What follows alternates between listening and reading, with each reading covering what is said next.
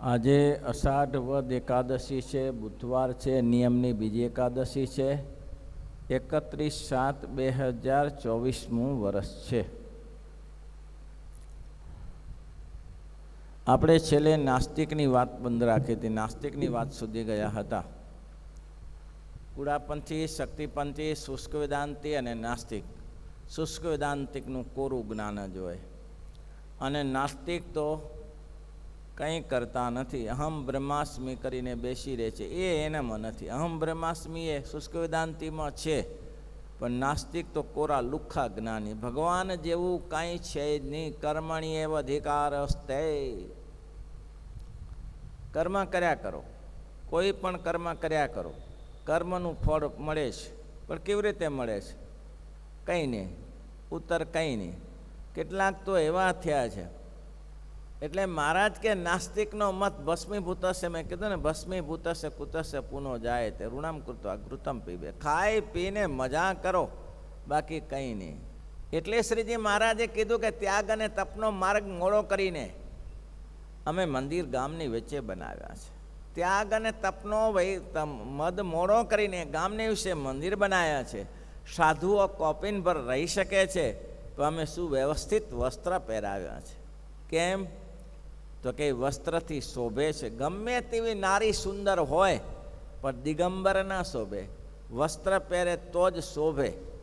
તેમ માણસ માત્રને શોભા માટે વસ્ત્ર ધારણ કર્યા છે. અને ગામની વચ્ચે રહો અને જે કોઈ મુમુક્ષુ આવે તેને ભગવાનનો ઉપદેશ કરો. આ શ્રીહરિનો સિદ્ધાંત હતો. અને શ્રીહરિનો સિદ્ધાંત નહીં, રામકૃષ્ણ આદિક જે ભગવાનના અવતારો થયા છે એનો આ જ સિદ્ધાંત છે. બીજો કોઈ સિદ્ધાંત નહીં. શિવ ઉપાસકો શિવનું મંદિર બનાવે, કૃષ્ણ ઉપાસકો કૃષ્ણનું મંદિર બનાવે, અને રામ ઉપાસકો રામનું મંદિર બનાવે. માતાજીના ઉપાસકો માતાજીનું મંદિર બનાવે. હનુમાનજીના ઉપાસકો હનુમાનજીનું મંદિર બનાવે, અને ગણપતિના ઉપાસકો ગણપતિનું મંદિર બનાવે, અને ત્યાં બેસીને ભગવાનની આરાધના કરે છે અને મુમુક્ષુને ઉપદેશ કરે છે. એટલા માટે ઉપદેશ કરે છે, જીવને બંધન થકી મોક્ષવા માટે માતા સુધી પહોંચે, ગણપતિ સુધી પહોંચે, હનુમાનજી સુધી પહોંચે, રામ સુધી પહોંચે, કૃષ્ણ સુધી પહોંચે. અને આ એટલા જ માટે જાણે છે, બધાને ખબર છે કે અમારે, મેં પૂછ્યું તો એક જણાને, મેં કીધું તમે કર્મ કરતા કરતા, આપણે કર્મ કરીએ એટલે આજે મૂર્તિઓ બેઠી એમાં આપણે બેસી જઈએ, આપણે ભગવાન થઈ જઈએ. આપણે જાતે કર્મ કરીએ તો જાતે કર્મ. આ બધા જે રામકૃષ્ણ આદિકને કહે છે એ કર્મ કરતા કરતા એને કર્મ ખોટા કર્યા તો નરકમાં પડવું પડ્યું. રામને ને કૃષ્ણને કર્મ ખોટા કરે તો નરકમાં પડવું પડ્યું. ભાઈ એવું તો થતું હશે? અનંત કોટી જીવને ઉદ્ધાર કરનારાને વિશે આવો પ્રત્યાઘાત કરીએ. એટલે શ્રીજી મહારાજ કહે છે નાસ્તિકના મતથી દૂર રહેવું. નાસ્તિકના મતમાં આમ જનરલી આપણે લીધો જ નથી. શુષ્ક વેદાંતિના મતમાં શ્રીજી મહારાજે ઘણી ચર્ચા કરી છે, પણ નાસ્તિકના મતમાં એટલી ચર્ચા નથી કરી. શુષ્ક વેદાંતિના મતમાં ચર્ચા ઘણી કરી છે. વિદ્વાનો આવે છે, વેદાંતિઓ આવે છે, અને એને સામે મહારાજે ચર્ચા કરે છે. એવું થાય છે. બસ મહારાજ કે આના થકી ચાર થકી બચી જવાનું. કુળાપંથી, શક્તિપંથી, શુષ્ક વેદાંત અને નાસ્તિક. નાસ્તિકનો પડછાયો લેવો, દૂર રહેવું, કાંઈ જરૂર નથી. એની રીતે જે કરે કર્યા કરે, તપ ને ત્યાગ કર્યા કરે. આપણે કહ્યું છે ને, ફેરા ફરીને પાછો ઘરનો રે ઘરમાં, ફેરા ફરીને પાછો ઘરનો રે ઘર. કાશી કેદાર કે દ્વારિકા દોડે, કાશી કેદાર કે દ્વારિકા દો. પણ યુગની યુગતી ન જાણી રે, યુગની યુગતી ન જાણી રે. ફેરા ફરીને પાછો ઘરનો રે ઘરમાં, ફેરા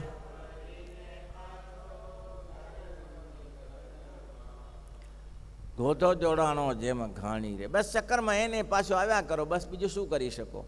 અને કાં તો કે પ્રેતાત્મા ઇત્યાદિક થઈને મૂર્તિઓમાં રહો, તેનો સિવાય બીજો ઉપાય નથી. એટલે શ્રીજી મહારાજે આ ચાર સિદ્ધાંતને ધ્યાનમાં દોર્યા. મહારાજ કે આનું અનુસંધાન રાખજો. સુસંગ થાય તો ભગવાનનું જે શું કહે છે ધામ, તથા જે ભગવાનના જે સદા દિવ્ય આકાર તથા ભગવાનના અવતારની મૂર્તિઓ, તે જે આકાર તે સર્વેને ખોટા કરીને ભગવાનની ભક્તિની ઉપાસના થકી ભ્રષ્ટ કરે છે. અને જો નાસ્તિકનો સંગ થાય તો કર્મને જ સાચા કરીને પરમેશ્વર એવા જે શ્રી કૃષ્ણ ભગવાન તેમને ખોટા કરી દેખાડે છે. આટલું જ લખ્યું મહારાજે, પણ એ તો નરકમાં પડે છે એમ લખ્યું. અનાદિ સત્શાસ્ત્રનો માર્ગ થતી ભ્રષ્ટ કરે માટે ભગવાનની પાસે માગવું છે. 4 પ્રકારના માણસો થકી કોઈ દિવસ એમનો સંગ થશો નહીં. આના સંગ થકી દુર્જનો. અને એટલા જ માટે મુક્તાન સમય લખે, દુરીજનના સંગથી દૂર રહીએ, દુરીજનના સંગથી દૂર રહીએ, હરિજનનો અવગુણ નવ લઈએ, હરિજનનો અવગુણ. હે મુક્તાનંદ ના દાસ થઈએ, મુક્તાનંદ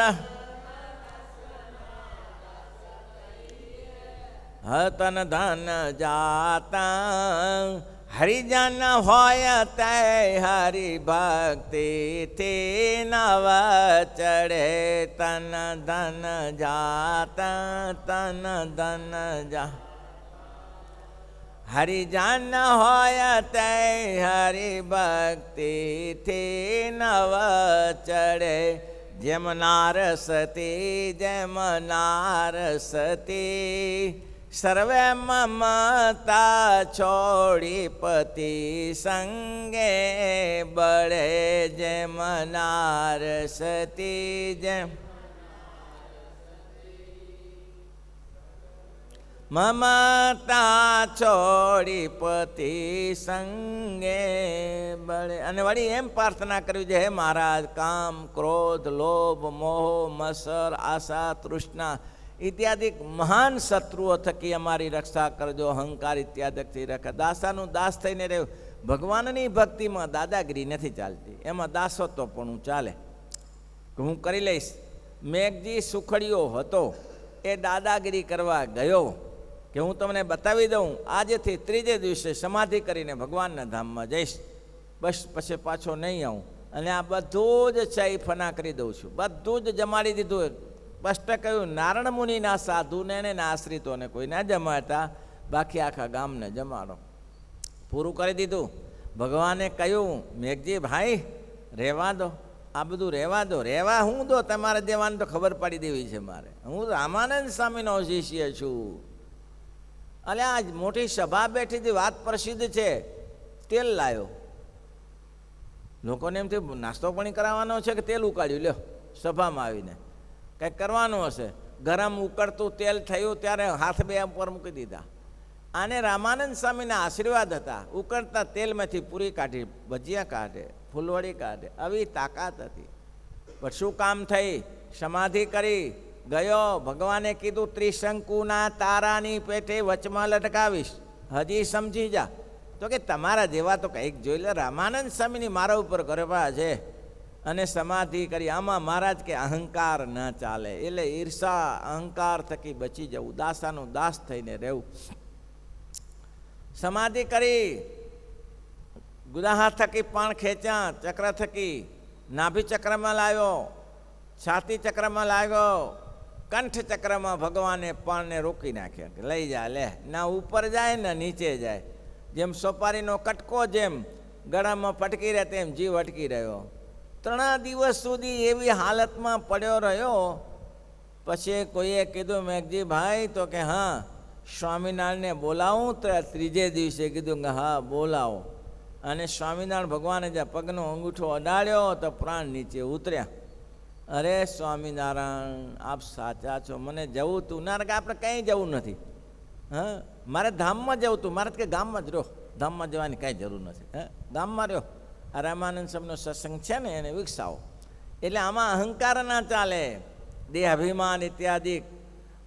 અસહ્ય રામાયણમાં લખ્યું છે, સુંદરકાંડમાં અસભિમાન, ઉત્તરકાંડમાં અસહ્યભિમાન જાય જની ભોરે, અસહ્યભિમાન જાય જની ભોર. मैं सेवक रघुपति पति मोरे, मैं सेवक रघुपति.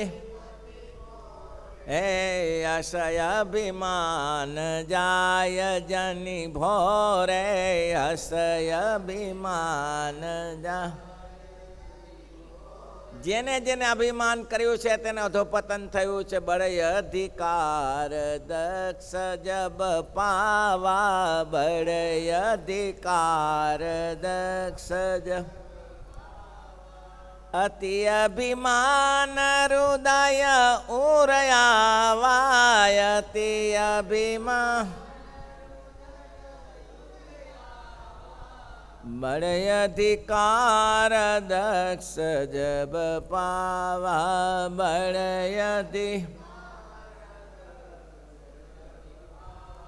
આ જગતમાં કોઈ એવો માણસ નથી બચી શકે અભિમાન થકી, એ જેને ભગવાનની શરણાગતિ હોય એ દાસાનું દાસ થાય. નહીં કોઈ અસજનમાં જગમાહી, અને પ્રભુતા પાહી જાય મદ નાહી. જેને ધન સંપત્તિ મળે, પદ મળે, અને અભિમાન, જેમ રાજકારણીઓ પહેલાં તમારી પાસે હાથ જોડીને બેઠા હોય, મને જીતાડો, હું બધું કામ કરીશ, આ કરીશ, તે કરીશ, અને પછી શું થાય? એક ફેરા પદ ઉપર આવી ગયા, મિનિસ્ટરી બની ગયા, હા હા હા પતી જશે, હરામજો મારા બેટો કામ કરતો. આવું છે, પદ પ્રતિષ્ઠા જેવી છે. એટલે શ્રીજી મહારાજે કીધું કે આ બધા તો કામ, ક્રોધ, લોભ, મોહ, અહંકાર, ઈર્ષા, દેહ અભિમાન ઇત્યાદિ અંતઃશત્રુથી રક્ષા કરજો. અને નિત્ય તમારા ભક્તનો સંતોનો સમાગમ આપજો. સંત સમાગમ કરીને જે ઉર્ધ્વ ગતિને પામે છે, કુસંગે કરીને અધોગતિને પામે છે. નિયમ છે. એટલે કે તું દુર્જનના સંગથી દૂર રહીએ અને હરિજનનો અવગુણ ન લઈએ. આ બસ દુર્જનના સંગથી દૂર રહો. જેટલા જેટલા ગયા એટલા ફસાઈ ગયા. ભલભલાના હાજા ખખડી જાય છે. રાજસ્થાનમાં એક આપણા હરિભક્તો ચુસ્ત સત્સંગી હતા, શિક્ષક છે, ચુસ્ત સત્સંગી. હિમાલયમાં એક મળી ગયા, એ બાજુ શુષ્ક વેદાંતિ ગયું બધું. પૂજા કરે છે અત્યારે પૂજા સ્વામિનારાયણની કરે છે, પણ બધું નિરાકાર જ છે. શુષ્ક વેદાંતિ થઈ ગયા. ચુસ્ત ભગવાનના ભક્ત હતા. પદે ભગવાને સારું આપ્યું હતું, કમિશનરનું પદ આપ્યું હતું, પણ ભાઈ આવું થઈ ગયું, કોરા લુખા થઈ ગયા. કેમ? તો કે આવું કહેવાનો સંગ જ ન થયો. એટલે મહારાજ કહે છે તમારા ભક્તનો સમાગમ આપજો. એવી રીતે નિત્ય પ્રાર્થના કરવી. અને આ નન્નાદેવની મૂર્તિ પધરાવી છે, એમાં અખંડ મારો નિવાસ છે. આમ નન્નાદેવ જે પધરાવ્યા છે એમાં અખંડ મારો નિવાસ છે. આ નન્નાદેવને અમે પ્રેમરૂપી દોરીએ કરીને બાંધીને રાખ્યા છે. ને મહારાજ કે નરનારાયણ દેવ મને અમારામાં કોઈ લેશ માત્ર અંતર નથી. અત્યારે લોકો કહે છે અમે નરનારાયણ દેવની પૂજા ના કરીએ, અમે લક્ષ્મીનારાયણની કે નરનારાયણ દેવની પૂજા ના કરે, તો તમારા બાપા અહીંયા શું ખોટા પધરાવ્યા છે? કેટલાક તો એવા છે અમે ગણપતિ હનુમાનજીને ના માનીએ. આપણા સંપ્રદાયની જ વાત છે. બોલો બિચારાને શું કરીએ કયો? ત્યારે ગણપતિ હનુમાનજી માતાને ન માની, એક સ્વામિનારાયણ સર્વોપરી સર્વોપરી સર્વોપરી. અને સર્વોપરીને 5 માનસીએ કરતા ન હોય, ઠાકોરજીને થાળે ન ધરાવતા હોય. અમે સર્વોપરી, અમે સર્વોપરી. આવા લુખાઓથી બચી જવું, આવા લુખાઓથી દૂર રહેવું. ધમાલ થઈ ગઈ પહેલાં ત્યાં ગાંધીનગરમાં એક જગ્યાએ જય બોલાવી ગણપતિ હનુમાનજીને, ધમાલ કરી નાખી. નાય, અહીંયા નહીં. આવું છે લ્યો, આવા એ મગજ વગરના પડ્યા છે. એટલે મહારાજ કે આ નરનારાયણદેવને અમે પધરાઈ આપીએ છીએ. આ અમારું સ્વરૂપ છે, અમે એમાં રહેશી અને પ્રેમરૂપી દોરીએ બાંધી લીધેલા છે. તમારો મનોરથ સંકલ્પ કરશે. તમે એમ કહેશો કે આ ચિત્ર પ્રતિમા શું મારો મનોરથ સંકલ્પ કરે? મહારાજ કે તમારા મનોરથ પૂરા કરશે. એમ તો આ પાછળની મૂર્તિએ શું તમને મનોરથ પૂરા કરે? તો કે હરિભક્તો આવ્યા, કેટલી જગ્યાએ ફર્યા, કે જે માગે તેને આ સોનું આપી દઉં. પૈસાની પોટલી ભરીને ફરતા રહ્યા. કોઈ માગે, જે દેવ માગે તેને આપું. તો એવા દેવ તો કોણોય માગે. જ્યારે નરનારાયણદેવના દરબારમાં આવ્યા અને નરનારાયણદેવના દરબારમાં ઊભા રહ્યા હાથ જોડીને, ત્યારે નરનારાયણદેવે કહ્યું, અલ્યા સોની, ક્યાં સુધી પોટલું બાંધીને ફરીશ? મૂક મૂક, અહીંયા મૂક. આ પોટલું બાંધીને ક્યાં સુધી ફરીશ? હવે મૂક અહીંયા. ઓહો મહારાજ એટલી જ રાહ જોતો હતો, એટલી જ રાહ જોતો હતો. ભગવાનનું પોટલું મૂક્યું. એટલે શ્રીજી મહારાજ કહે છે, શ્રીજી મહારાજે જે મૂર્તિઓ પધરાવી છે ને એમાં પ્રાણ પુરાયા છે. આચાર્ય મહારાજ શ્રી જે મૂર્તિઓ પધરાવે છે એમાં પ્રાણની સ્થાપના કરાય છે. અંગન્યાસ કરવામાં આવે છે, અને અંગન્યાસ કરીને ભગવાનનું સ્થાપન કરવામાં આવે છે. પછી એને પાષાણની મૂર્તિ ન મનાય, આરસની મૂર્તિ ન મનાય, કાષ્ટની મૂર્તિ ન મનાય, પછી તેનો ભગવાન જેવા ભગવાન જ મનાય. એ જ જીવનું કલ્યાણ કરવા સમર્થ થાય છે. કોણ? જે આ ભગવાન પધરાવ્યા છે તે જ. આવો નિશ્ચય રાખો.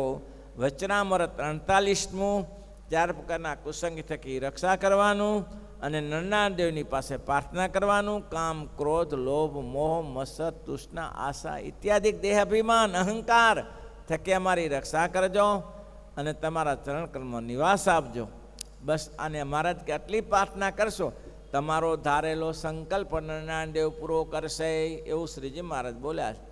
મહારાજ કહે છે પંચવર્તમાનમાં રહીને અમારી આપેલી મૂર્તિ જેને પૂજે તેને અખંડ વાસ કરીને અમે રહેજો, અને માટે નરનારાયણ દેવ છે તેને સ્નેહરૂપી પાસે કરીને બાંધ્યા છે.